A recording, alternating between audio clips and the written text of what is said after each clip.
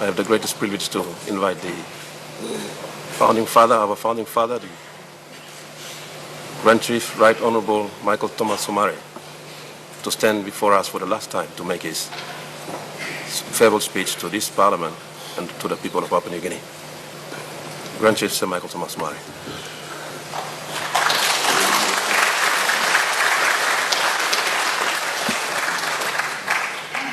I'm sorry, Mr. Speaker.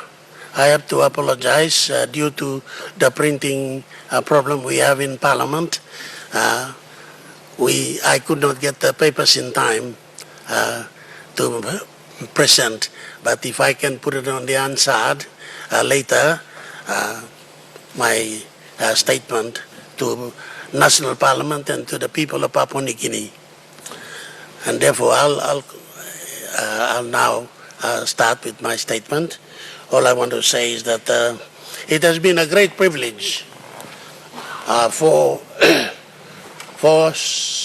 someone like me to be able to stand up in a distinguished foyer like this Parliament.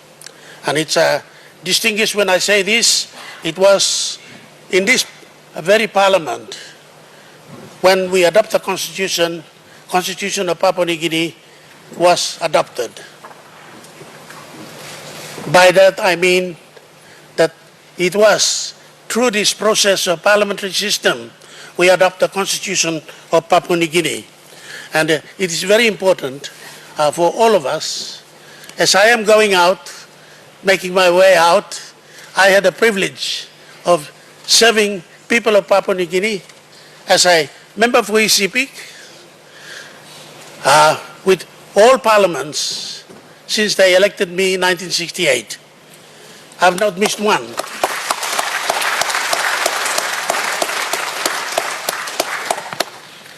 And I want to say this, and I want this one to go on the record, to former clerks of Parliament, former speakers of Parliament, parliamentary whips, councils, fellow members of Parliament today, and parliamentary staff, the beloved Papua New Guinea, here in our Parliament and elsewhere in our land and overseas. Today, I stand here as an optimistic Papua New Guinean, proud of many accomplishments as a nation. We progress through many waves and changes in the world. We survived our own bad decisions. We have united at times when the world thought it was not possible to do so. We must be thankful, and we must always count our blessings. In my lifetime, I witnessed the end of World War II in 1942. I was only 6 years old. I remember being taught Japanese in a school run by old Captain Shibata in my own village. I remember being carried out as a child in the mangrove among bombs and crossfires between enemies. Sir, my father was Ludwig Sana Somare, was a policeman who allowed me to progress with some education. I was competitive. I studied all the way into the secondary school, and I was awarded a scholarship by Australian government at the time to come to Administrative Staff College. By then, I have left. I became a school teacher first, but I had to go back to school again, Mr. Speaker. I fulfilled scholarship, and I decided political ambition was my choice. During 1950s, we were all officially launched as native people. I was a teenager attending school, learning about the history of the world throughout Western eyes. At the time, I began to understand the importance of defining our own history. I became a school teacher and later on a radio announcer, where I had the chance to tell our story as indigenous people of this country. During the time, I was not referred to by my name. Instead, I was given a serious number in Australian colonial territory where I once held an Australian passport. We had a few rights and our opinions were given to us. Mr. Speaker, many things have changed, and I hope that in 100 years from now on, Papua New Guinea will realize the importance of being an independent country. I know that if we were free to decide ourselves, our people could participate in the process of development and democracy, and that I would suit our culture and our ways of being. Today, many issues remain prominent. Our land is still our pride. Our languages, our customs remain distinct, and our innate sense of families, ties and kinships, networks, underpins the democracy that keeps this system from collapsing.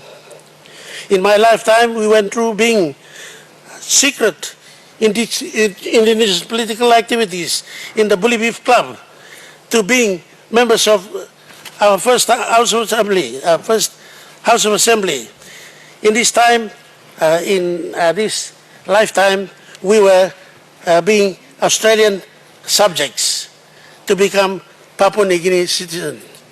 Before becoming Papua New Guinea citizens, we moved from being self-governing to gaining full independence. Many observers did not think we could do it. I always felt they were wrong. I refused to hear that. We were natives. We were not capable of doing anything. But we showed to them we did. Yeah. We can.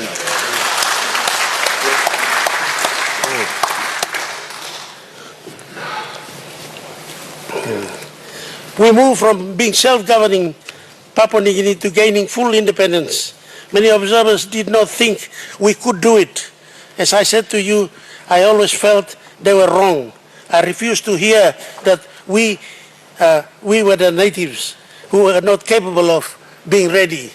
But in my heart, we are always ready. Papua New Guineans are very capable people. I still believe that. I was not one to be fearful. I was not good at telling lies to my people, and nor could I lie to colonizers. So I was always in trouble, sir. Because only talk, I'm cheeky man, a big-head man, and no one wants to listen to me. I went to my old school, Dragahafen. That's where I learned the tricks.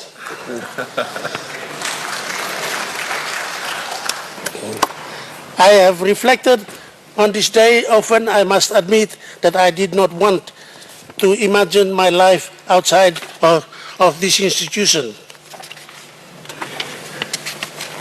Mr. Speaker, there are many things I want to say, but in the interest of time, I will only allow a few words, as it is not for me to say goodbye to you all.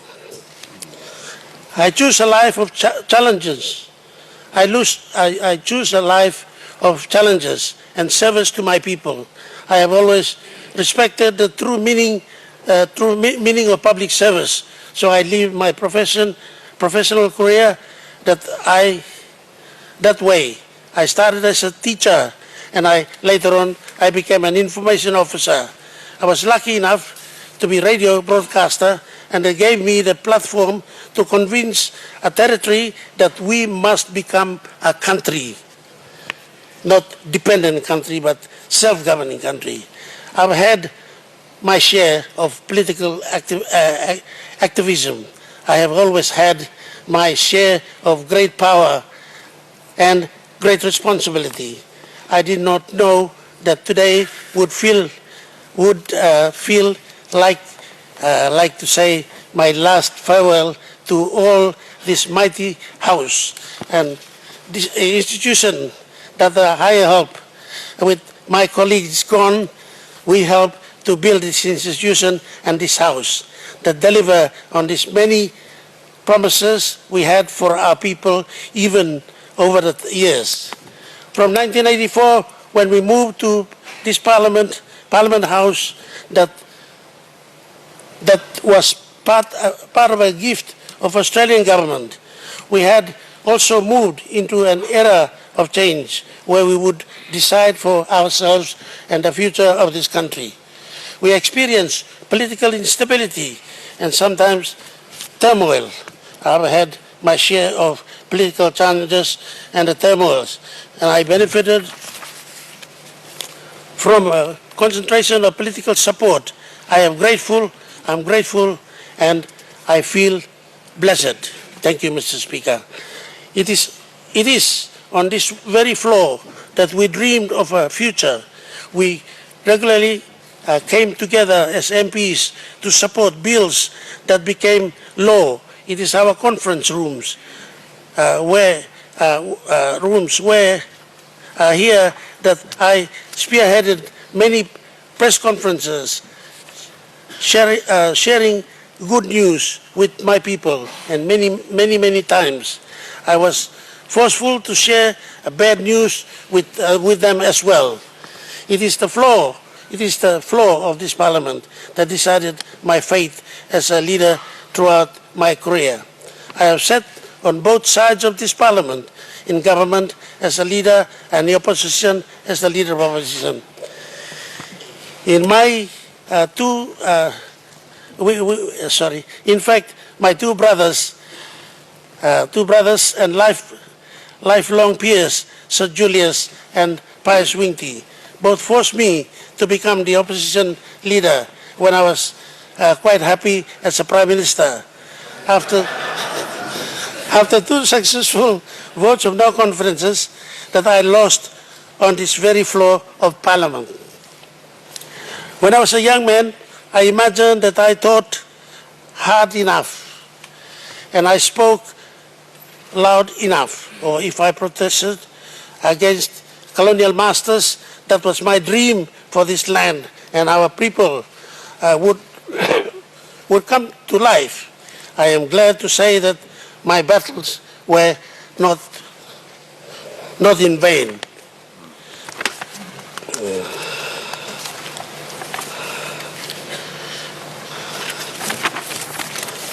Sir, we once prospered with proceeds from agriculture. Then we managed to benefit from proceeds from our mineral riches. But all this time we propose to become,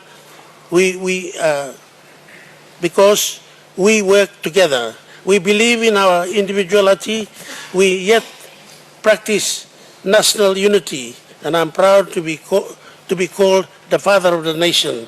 Even though many of you refer to me as young fella, I walk assisted by walking stick and these long parliamentary halls. And I used to be able to walk briskly around no longer have the same appeal as before. Mr. Speaker, when a candidate goes to the people and asks for electoral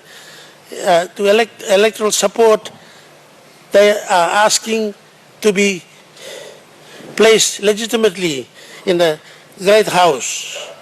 These aspiring leaders are asking for their people to let them become legislators who propose bills for passage into law.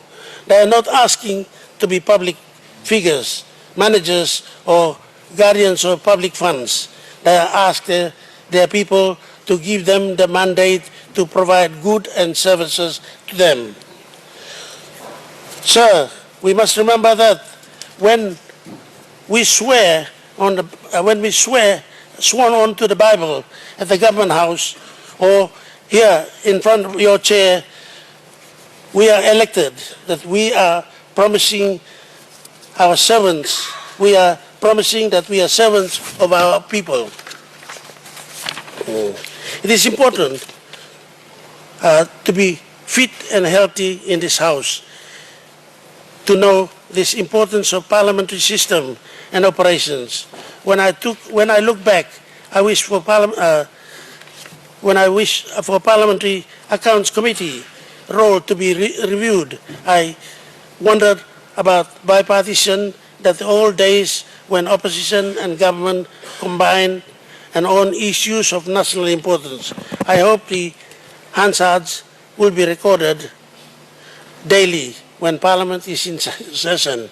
I pray that members of Parliament will always be present in this House when Parliament is in session to provide quorum, as our people's development needs are challenges.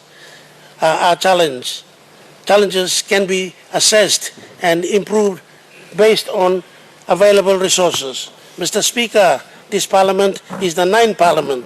There will be 10th one. And Parliament will continue to operate long after I'm gone. But this will only happen if we let the rules and determine our behavior. We must allow the legislature to mature according to the strict rules and tradition behind the defined parliamentary standing orders. Standing orders must be only Bible on this House. Standing orders are only Bible in this House, and it must be followed. The Westminster system of government that we adopted, inherited at the independence, providing the principles of valuable tradition of separation of powers that guarantees independent among our core constitutions of state. So these institutions are legislature, which is Parliament, executive, which is Cabinet and the public service, the judiciary, which is our courts.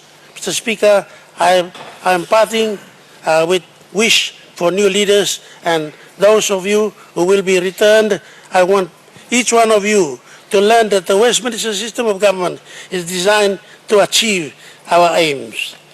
Democracy is a framework and practices that must complement each other.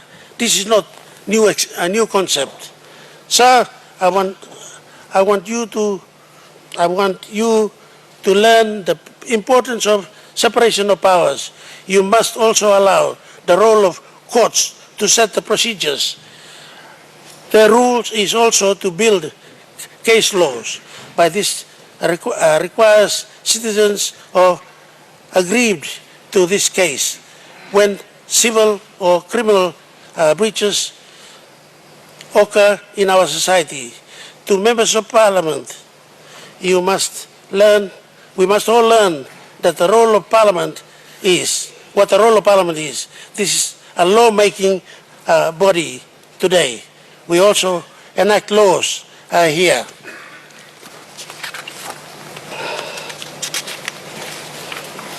So the separation of powers, separations must be clear, as you will contest for seats in the House, next House Assembly, which is a few weeks' time, which is coming. Once you are here, you will not have a handbook to guide your plans or your property priorities. It is up to you to learn the rules and respect them throughout your parliamentary term in Parliament. You must also honor the rule of our customs and those traditions. Those traditions of our Christian faith are equally important. From 2002, when economists and technocrats, experts modeled our economy on the benefits that could be derived from our people, we trusted that the system would process our intentions through the various policies and legislative frameworks that we have commissioned. Mr. Speaker, at this time, I want our institutions to be strong enough to handle the amount of money we were going to make from the sale of our soil and our gas, our oil and our soil, our oil and our gas. In my time, democracy and technical advice of qualified public servants who lead our departments determine all my public policy decisions. Sir, I want investors to come here and again to this land of riches. I know we need the political will to translate the political stability. We want to create a safe regulatory environment for foreigners, foreign investors, but even more importantly, sir, Papua New Guineans to enjoy the benefit of the riches of this country. People will say that we are not a rich country, but our country is a very rich country. And it is for us to unite together, to sit together here, make decisions that will enable our people to progress further. We may be fourth generation. I may be fourth generation politician, but in future lies in your good hands. In the event in the years between 2002 to 2011, we worked hard to bring the budget to surplus. We ensured that the foreign reserves were topped up as we made sure that earnings and imports were balanced with the need to keep our currency and exchange rate beyond realistic, so that the cost of living proceeds would not exceed the ability of Papua New Guinean families to live with dignity. Policies are a way of future of Papua New Guinea. We must rely on the rules and we must always work to improve them. Our political party system requires reform so that our party reflects the challenges and needs of our people. Political parties must plan the priorities, the needs of our people, Papua New Guineans. First is their priority. This will translate to service delivery and institutional capacity and governance. Law and order will benefit from the rules, and public tenders and other social standards will improve if we honor and worship rules of our adopted system as we honor and worship our Christian principles in Papua New Guinea. Sir, as I say, there are many things to discuss here today. I bid you all farewell and say this. I've been a man of principle, rules and determine my conduct through my life. I am blessed with a woman who has been my friend, for my guide,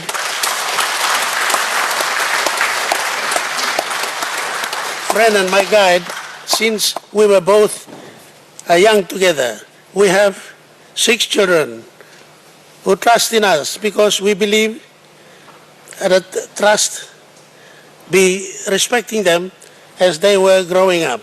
We have grandchildren who we think of when we make private and public decisions. I hope Papua New Guineans will find their own way to live and trust and care for their families, family units. I trust that to do that my whole life, I think my family can be very proud of. To this generation of Papua New Guineans, that belief is me. I thank you all for your love and affection, for your care and protection in my lifetime. I gave my best years in this country, and I gave my best years in this country, and I serve as a politician. And I hope you will each find the grace to continue our dream of our great nation, Papua New Guinea. Thank you, Mr. Speaker.